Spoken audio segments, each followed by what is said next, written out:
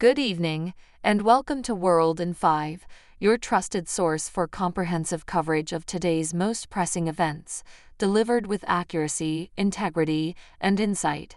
Israel's Prime Minister Benjamin Netanyahu reaffirmed his commitment to an Israeli ceasefire and hostage release proposal backed by the United States on Monday. This statement came after he faced criticism from families of Israeli hostages for seeming to withdraw his support for the proposal the previous day. We shall be reporting on this. The proposal presented by U.S. President Joe Biden last month sets conditions aimed at the eventual release of all remaining hostages in exchange for a permanent ceasefire and the withdrawal of Israeli forces from Gaza. However, on Sunday, Netanyahu suggested to Israel's Channel 14 that he was prepared to make a partial deal with Hamas to return only some hostages from Gaza. These comments contradicted the U.S.-backed proposal, which had already been approved by his war cabinet. Netanyahu further stated that Israel would continue its military operations in Gaza after the ceasefire, particularly in Rafah. It doesn't mean that the war is going to end, but the war in its current stage is going to end in Rafah. This is true. We will continue mowing the grass later, Netanyahu said in his first one-on-one interview with local Israeli media since October 7. Netanyahu's remarks prompted a strong backlash from Israeli politicians and the Hostage and Missing Families Forum, a group representing Israel's hostages and their families, which has gained significant political influence. The forum criticized Netanyahu's comments, calling them an unprecedented national failure and a failure to meet the goals of the war.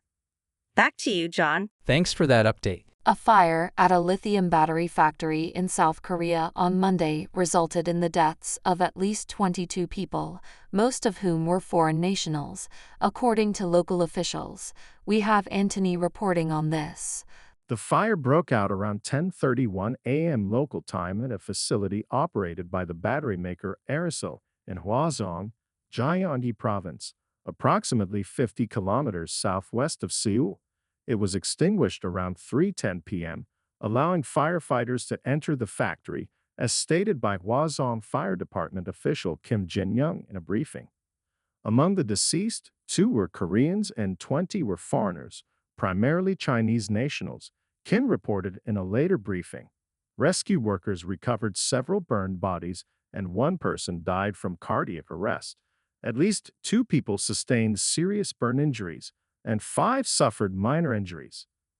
The identification process of the victims is challenging due to the factory's worker directory being destroyed in the fire, Kim added. South Korean President Yoon Suk-yeol has instructed the Interior and Safety Ministry and the head of the fire department to make all-out efforts to rescue people by mobilizing all available personnel and equipment. Back to you, Bella. Thanks for that update. A hotel in Kyoto, Japan, allegedly canceled an Israeli tourist reservation citing war crimes, a move that has drawn criticism from local officials who said it violated regulations. We have Jensen reporting on this. The tourist received a WhatsApp message from an employee at Hotel Material, a popular destination in Kyoto, informing him that his June booking had been canceled in response to the conflict in Gaza, according to the Israeli embassy in Tokyo. One message, confirmed by CNN, reportedly read, "We are sorry to inform you that due to war crimes being committed by Israeli Defense Forces, IDF, members in a conflict taking place in Gaza between Israel and Palestine, we are not able to accept reservations from persons we believe might have ties to the Israeli army.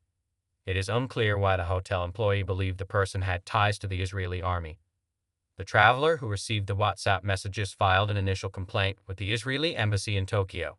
He was able to make a new reservation at a different hotel in Kyoto and continued his trip as planned. The Israeli embassy accused the hotel of a clear case of discrimination after the news of the alleged incident went viral last week. The hotel has not responded to multiple requests from CNN for comment. However, it was strongly reprimanded by Kyoto's city government, which accused it of breaching Japan's Hotel Business Act, a regulation that governs the hospitality industry. Back to you, John. Thanks for that update. Thanks for tuning in to World in 5 for your daily dose of news and updates. Don't forget to hit that subscribe button and turn on notifications so you never miss out on breaking stories and insightful analysis.